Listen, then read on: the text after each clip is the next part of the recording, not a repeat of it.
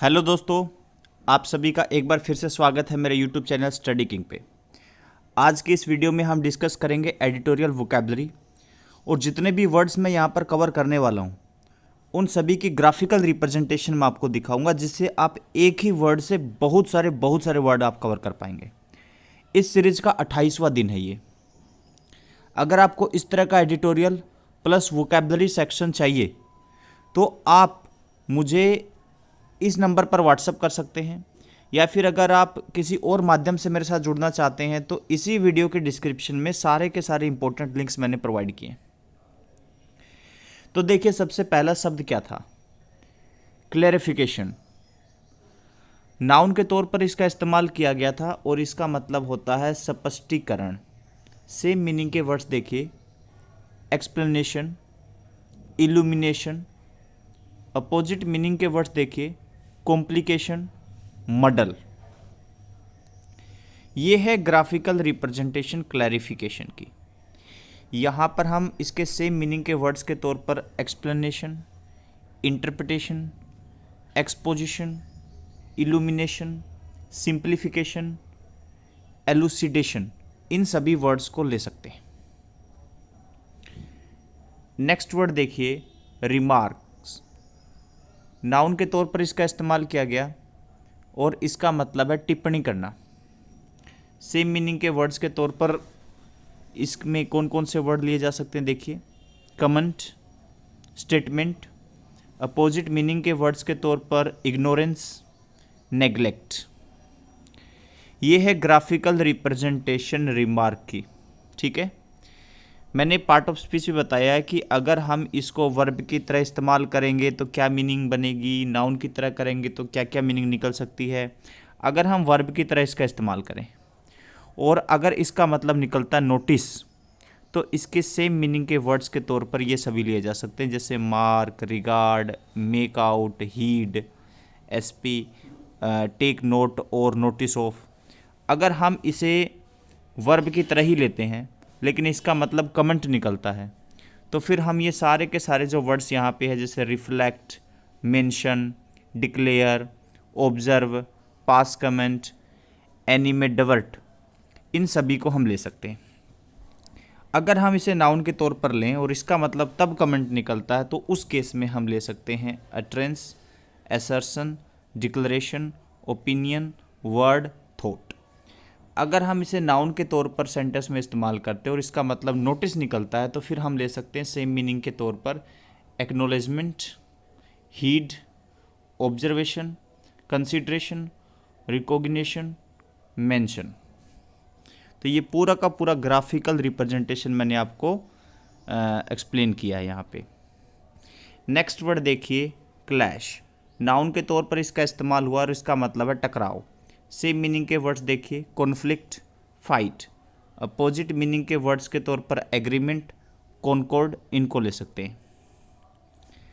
अब देखिए यहाँ पर अगर क्लैश को हम वर्ब के तौर पर इस्तेमाल करते हैं तो एक मीनिंग हो सकती है उसकी डिसएग्री। उस केस में सेम मीनिंग के वर्ड्स के तौर पर diverge, deviate, run counter to, be dissimilar, be discordant, ये हो सकते हैं। अगर हम इसे वर्ब के तौर पर ही इस्तेमाल करते हैं तो एक मीनिंग हो सकती है इसकी नॉट गो, तो उस केस में हम बी डिस्कॉर्डेंट, नॉट मैच, जा, नॉट गो। और अगर हम वर्ब के तौर पर ही करते हैं और इसका मतलब होता है क्रैश, तो उस केस में क्लैंक, क्लैंच, जंगा, क्लैटर, जार, इनको ले सकते हैं। अगर हम वर्ब के तौर पर ही इसका इस्तेमाल करें तो एक मीनिंग हो सकती है कॉन्फ्लिक्ट। उस केस में लॉक हॉर्न्स, क्रॉस सोर्ड्स, वार, फ्यूड, क्वेल, ये हो सकते हैं। नाउन के तौर पर अगर इसका इस्तेमाल करते हैं और अगर इसका मतलब कॉन्फ्लिक्ट निकलता है तो उस केस में fight, Bruce, confrontation, collision, showdown, ये हम सेम मीनिंग के वर्ड्स के तौर पर ले सकते हैं। नेक्स्ट वर्ड देखिए, इंट्रूजन। नाउन के तौर पर इसका इस्तेमाल किया गया था एडिटोरियल के अंदर। इसका मतलब है अतिक्रमण। सेम मीनिंग के वर्ड्स के तौर पर इन्वेजन, इन्फिल्ट्रेशन। अपोजिट मीनिंग के वर्ड्स के तौर पर रिट्रीट, ओबीडियंस, इनको ले सकते हैं। इंट्रूजन को नाउन के तौर पर ही इस्तेमाल किया जा पाता है, और अगर इसका मतलब इंटरप्शन निकलता है तो हम क्या क्या ले सकते हैं। देखिए, इंटरप्शन तो है ही, इंटरफेरेंस, इन्फ्रिंजमेंट, ट्रेसपास, एनक्रोचमेंट। और अगर नाउन के तौर पर ही अगर इसका इस्तेमाल करें और इसका मतलब अगर इन्वेजन निकले तो कौन कौन से ले सकते हैं। इन्वेजन तो है ही, aspersion, infraction, encroachment, infiltration, infringement, breach, इन सभी को हम ले सकते हैं। नेक्स्ट वर्ड देखिए, फाइल। वर्ब के तौर पर इसका इस्तेमाल किया गया था एडिटोरियल के अंदर, और इसका मतलब विफुल कर देना। सेम मीनिंग के वर्ड्स देखिए, थ्वार्ट, स्टॉप, डिफीट।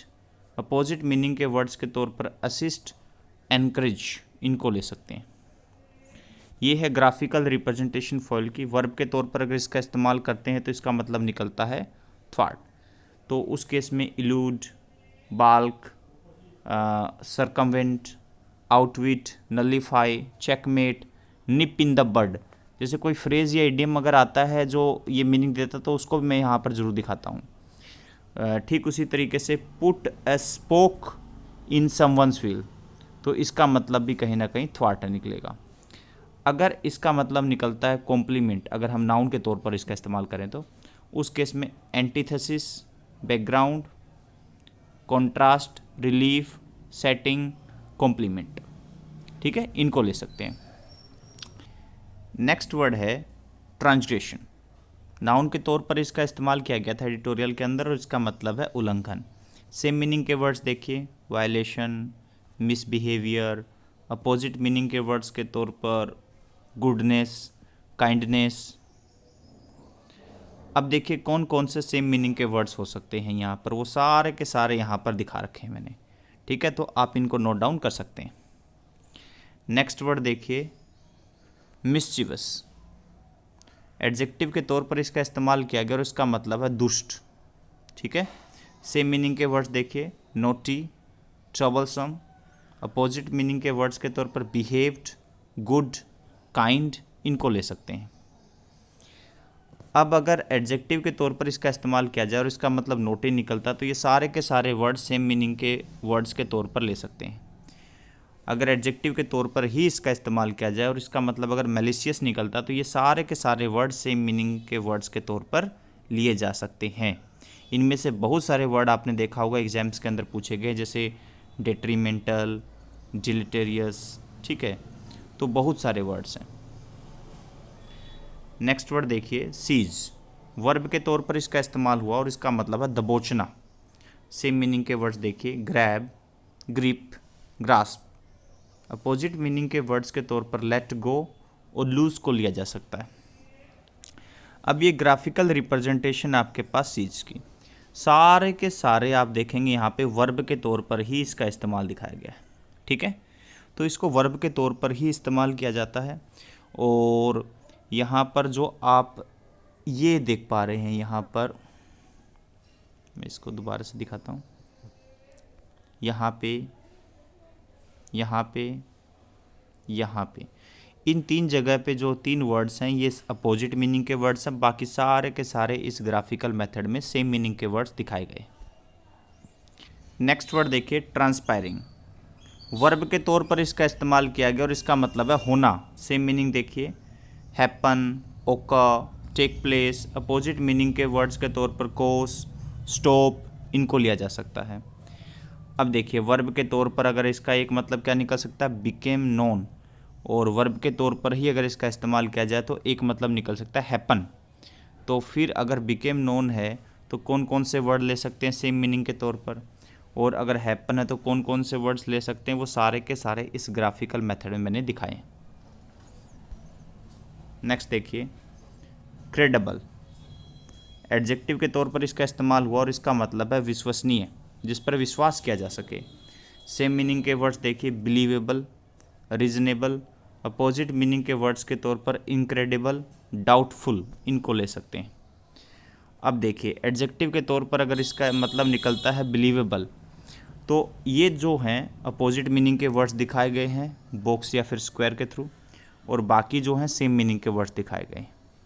ठीक, यहाँ पर भी अगर आप देखेंगे एडजेक्टिव के तौर पर इसका एक मतलब निकल सकता है रिलायबल। अगर रिलायबल है तो नॉट डिपेंडेबल, ये है आपका अपोजिट मीनिंग का वर्ड, और इनसिंसियर भी अपोजिट मीनिंग के वर्ड्स हैं। बाकी सारे के सारे जैसे reliable, trustee, sincere, trustworthy, dependable, honest, ये सारे के सारे सेम मीनिंग के वर्ड्स के तौर पर दिखाए गए हैं। नेक्स्ट देखिए क्राफ्ट, वर्ब के तौर पर इसका इस्तेमाल किया गया और इसका मतलब है कारीगरी। सेम मीनिंग के वर्ड देखिए एक्सपर्टाइज, स्किल। अपोजिट मीनिंग के वर्ड्स के तौर पर क्लमसीनेस, स्टूपिडिटी। नेक्स्ट देखिए, ये ग्राफिकल रिप्रेजेंटेशन आप देख सकते हैं, हर जगह पे नाउन के तौर पर इसका इस्तेमाल किया गया है। तो इसका एक मतलब वेसल, ऑक्यूपेशन, स्किल, कनिंग, ठीक है, ये सारे के सारे इसके मीनिंग हो सकते हैं। और फिर आगे उनकी सारी के सारे सेम मीनिंग के कौन कौन से संभावित वर्ड्स हैं वो सारे के सारे यहाँ पे दिखाएं। तो देखिए एक वर्ड से कितने सारे वर्ड्स आप कवर कर सकते हैं। नेक्स्ट वर्ड देखिए ऑब्स्क्योर, एडजेक्टिव के तौर पर इसका इस्तेमाल किया गया और इसका मतलब है अस्पष्ट। सेम मीनिंग के वर्ड देखिए unclear, hidden, uncertain, confused, mysterious, concealed. Opposite meaning के वर्ड्स के तौर पर वेल नोन, क्लियर, इनको ले सकते हैं। ये है अब आपके सामने ग्राफिकल रिप्रेजेंटेशन ऑब्स्क्योर की, ठीक है। आप यहाँ पर साफ तौर पे देख सकते हैं कि सिर्फ एक वर्ब की एप्लीकेशन दिखाई है, बाकी सारे के सारे जो हैं मैंने एडजेक्टिव के तौर पे दिखाया। तो इसका एडजेक्टिव के तौर पर ज़्यादा इस्तेमाल होता है, लेकिन इसका इस्तेमाल वर्ब के तौर पर भी कर लिया जाता है। वर्ब के तौर पर जब करते हैं तो इसका मतलब कहीं ना कहीं ऑब्स्ट्रक्ट होता है, और एडजेक्टिव के तौर पर होता है तो अननोन, एब्स्ट्रूस, अनक्लियर, इनडिस्टिंक्ट, ये हो सकता है। अगर हम इसके मतलब लेते हैं अननोन, तो इसमें वाइडली नोन अपोजिट मीनिंग का वर्ड हो जाएगा, बाकी सारे सेम मीनिंग के वर्ड्स होंगे। एब्स्ट्रैक्ट लेंगे तो उस केस में इंटेलिजिबल जो है वो अपोजिट मीनिंग का वर्ड होगा, बाकी सारे के सारे सेम मीनिंग के वर्ड्स होंगे। अनक्लियर में वेल नोन जो है वो अपोजिट मीनिंग का वर्ड हो जाएगा, बाकी सारे के सारे सेम मीनिंग। तो आपकी ग्राफिकल रिप्रेजेंटेशन कैसे है आप समझ चुके होंगे अभी। इनडिस्टिंक्ट में वेल डिफाइंड अपोजिट मीनिंग का, बाकी सारे सेम मीनिंग के वर्ड्स बनेंगे। यहाँ पर तीनों के तीनों जो हैं सेम मीनिंग के वर्ड्स ही दिखा रखे हैं। थैंक यू सो मच दोस्तों।